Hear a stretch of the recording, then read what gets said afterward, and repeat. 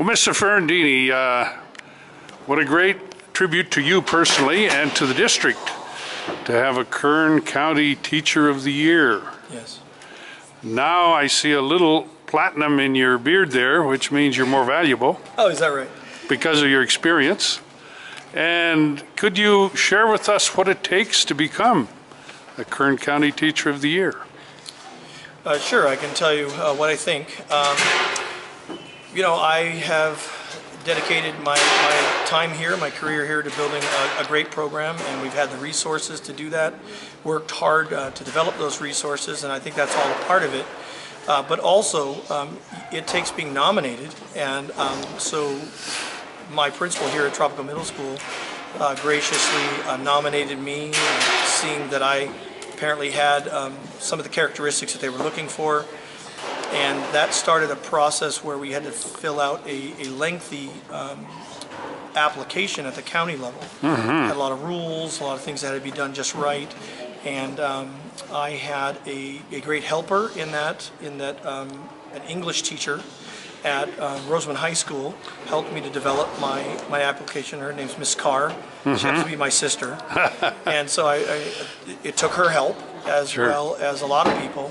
There was a committee up at the county level that then went through all of the 55 applications from the county, and they sent out some people for visitations, and we saw that as a good sign when they came to visit. Sure. And I was very surprised last Tuesday when we were recognized as nominees that they called my name as one of the first finalists for Kern County. So I'm honored. I'm happy. I'm humbled. And as you said, it's a good thing for me, and it's a good thing for Southern Kern. They interviewed me at that event that day, and I remember some of the things I tried to convey to them were Southern Kern Unified can sometimes feel like it's way out on the edge. Yeah, yeah. But we're out here doing great public education. Sure. And I think for us to be recognized at the county level is a good thing. I want the county to know that we're here and we have great teachers doing a great job for these students here in Rosamond. Now, Mr. Ferrandini, you teach music exclusively, right? Yes, that's correct. Here at Tropical Well, that's somewhat unique in public schools today, is it not? It is. I think you're right about that, and I want to say that that's a very important thing, that our district supports that we have a full-time music teacher at the high school and at the middle school. If you look at the county level, closer into Bakersfield, it's more the norm that they have full-time music teachers, and in some cases plural, more than one per site. Sure. But the further you get out around the county, that really changes depending on the community. Yeah, yeah, yeah. All right, and how long have you been teaching music here at Rosamond? I've been here at Tropico for 18 years. 18 years. I was teaching 2 years before that in Orange County. I see, I see. So, was it love at first sight when you came here to Rosamond, or what, did you did you come here to teach music? Well, there's a long backstory on that, but the short version is I married a young woman who was from here, and my mom and dad had retired here. My dad was 27 years Air Force. Yes. And for us to come back here when we were going to raise a family made a lot of sense economically and family-wise. Sure. And I kind of grew roots and stayed. Right. All right, now that you're a nominee from the county, I understand that means you're in the running for state. Yes, my understanding is that we now have the option to continue and to then forward our application with some tweaks and some additions to the state level. All of the finalists from the counties will do that, and this process will happen between August and October, and then there'll be a decision made for the State Teacher of the Year. I'm not sure if they pick one or a group of them. It's all spelled out online in the Teacher of the Year program. I believe it's a national program, and it just comes down from national to state level to county level to district. I see. Yeah, so. Good. All right.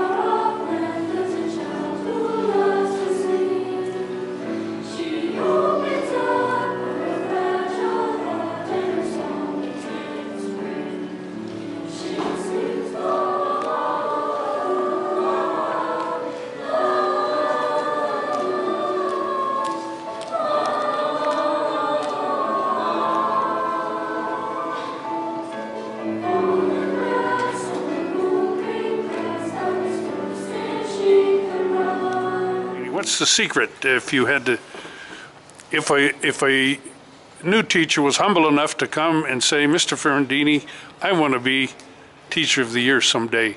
What should I do now? Well, that's quite a question. I think that I would probably respond by saying you have to love what you're doing. And if you love teaching and you have that drive, then that passion will be there. And everything you do will be dedicated to getting that job done the best you can. Sure. And then you will be an asset to your community. You'll be an asset to those students. You will benefit, but so will your students. And then I think I would add to that, it's going to take time. There's a longevity issue, and I think that when we can stick with something for the long term, what happens is we build those relationships, we build those connections with the community and with our students and with their parents. Sooner or later we see the children of our former students who are coming back, and there's just something to be said for that, and I think it's a big part of what would be necessary to someday, be selected. I would also say not everyone that deserves to be recognized gets recognized. Sure. And that's something that I want to make sure everybody understands. There are a large number of great teachers here in Rosamond who any one of them could have been selected because they have that drive and they have that passion and they've made that connection with the community. Yes. So there's that too. And I'm hearing you say there's value in experience. I suppose you learn on the job. I think, sir, certainly so. I have learned a lot on the job. I did it wrong a lot of times and learned from those lessons, and I think that that's fine because the truth is that's how we learn. Trial and error is a big part of education. And one of the things we have to teach our children, teach our students, is that you're going to fail, you're going to fall down, but you got to get back up, you got to learn from it, you got to move on. So yeah, experience is very key. How many students do you teach music? Currently, we have about 100 students in the program here at Tropico Middle School. That's down a little bit, but we see that coming up. We're on the rise. I think probably there have been times where I've had more like 200 and some odd. So it just depends with the enrollment levels here at Tropico. It goes up and down. Well, I know you've won trophies for your competitions in all the different cities, and you inaugurated having the band competitions come here to Rosamond for the first time, and that was enjoyed by everyone in the community. It really was awesome. And your practice schedule, I know, is demanding for students, but I'd like to say on behalf of the community that I represent, my viewers and readers, congratulations, and thank you for doing what you do. Well, thank you so much. Okay. How's that?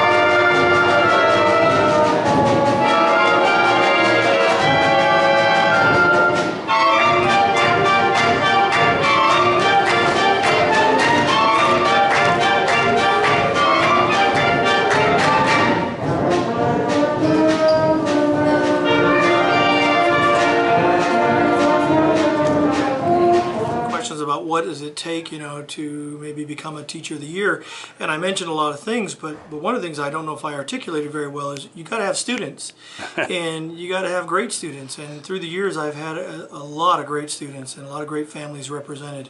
So that's also a very important ingredient. I mean, if we don't have students sitting in the chairs to teach, then we don't really have a job. Well, I'm glad you mentioned families because my wife and I raised our children, and the students went off and went to school, and now they're all college graduates. And but I'm glad as a teacher you give a tip of the hat to the long-suffering parents. Absolutely. I do understand. I have two of my own. Exactly. And they're being raised in this community, and it's a good thing. Yeah. And do you find it any different? You say you've been doing this 18 years. Is there any difference in the students? They change, and then they don't. I don't know that I would say I see a great difference in them. I think, as I thought when I began, if you take middle school students and you ask a lot of them and give them the proper training, they will go to the ends of the earth for you. They will really do a lot of things, and I just believe in giving them the opportunity to prove themselves. Sure. And you take them at 5th grade? Normally I see them as 6th graders. Sixth graders, okay. 6th, 7th, and 8th grade. And then we send them off to the high school where they can continue with their music there. And some have gone on to college. Like I said, I've had a lot of students through the years, and some have come back, and it's really great when they come back and say hi or thank me for this or that. Yeah. It's pretty cool. Sure. And they choose their instrument when they're in 6th grade. And then the music is an elective, or is it? It's an elective class. Yeah, they choose to be in the class for a year long, and we tell them to do their best and stick with it. And at the end of that first year, if they find that's not the thing for them, then they choose another elective. But if they want to continue, they can be moved up into the more advanced groups. Sure. I see. Well, thanks again, and I'm going to go in and listen to the spring concert. All right, thank you.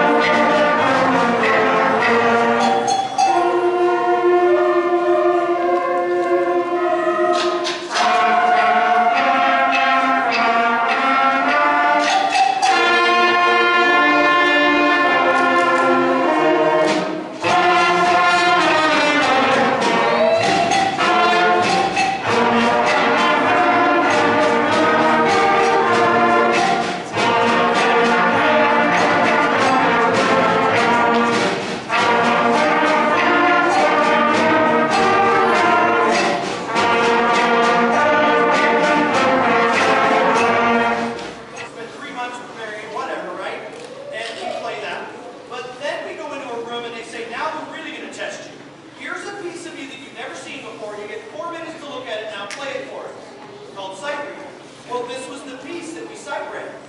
And my advanced band, to their credit, got a superior rating reading Cops and Robbers for the very first time.